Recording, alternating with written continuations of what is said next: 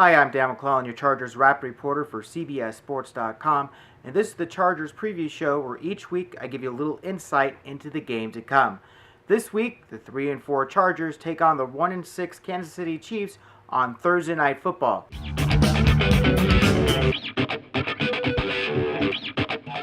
This is as close to a must-win game that the Chargers could have at the midseason point, and they're facing a Chiefs team who has never had a lead during regulation. Their one win came in overtime this season, so it looks like the perfect matchup for the Chargers.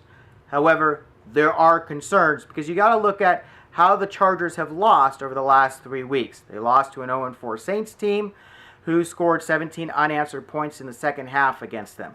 They then lost to the Broncos when they had a 24-0 lead at halftime. The Broncos scored 35 unanswered points in the second half against the Chargers. Then last week they came out completely flat against a one-win Brown team and only scored 6 points and lost 7-6.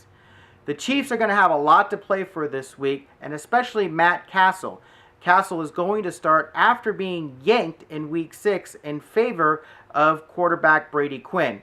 Quinn played in Week 6, and then the Chiefs had a bye in Week 7, and then last week Quinn got hurt early against the Raiders. Castle's going to want to use this opportunity to prove himself. So far this season, he's only completed 59% of his passes. He's throwing 10 interceptions for only 6 touchdowns for a miserable passer rating of 69. The Chargers are also going to have to stop Jamal Charles, who rushed for 92 yards in a TD against them in Week 4. Charles has 595 rushing yards on the season, and the Chiefs lead the AFC with 155.1 rushing yards per game. Charles has gotten 85 yards per game. However, last Sunday against the Raiders, Charles only rushed for 4 yards on 5 carries. This actually means that he's well rested, so that's not necessarily a good thing. And the Chiefs know that they made a mistake by not going to Charles, so expect them to go often to Charles. The Chargers are going to be in a bit of a predicament offensively, and they've struggled there, and we're going to get into that in the injury report.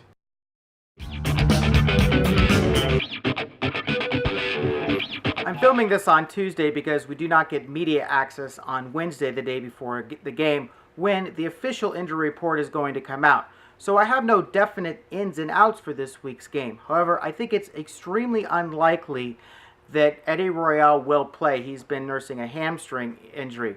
Robert Meachem also came down with a hamstring injury on Wednesday, and right now I'd put him as doubtful.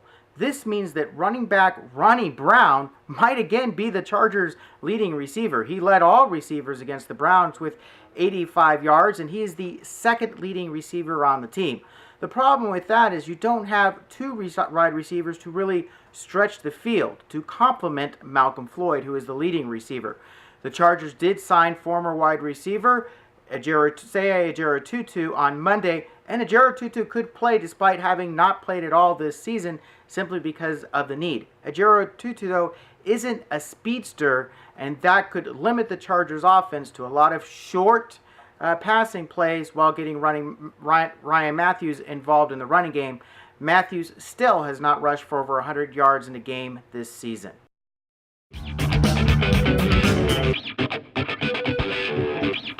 The Chargers are favored by 7.5 or 8 points in this game. There could be a lot of scenarios where the Chargers blow out the Chiefs. I don't actually see that happening. I predicted the Chargers would lose against the Saints when they were 0-4, and I predicted the Chargers would lose last week against the Browns. Right now, this team isn't clicking, and the Chiefs have a lot to play for. I'm predicting that this score is going to be a little lower scoring than most people expect, and I think the Chargers are going to lose in a close game. My final score, Chiefs 18, Chargers 16. Please visit CBS Sports every single day for all your Chargers information.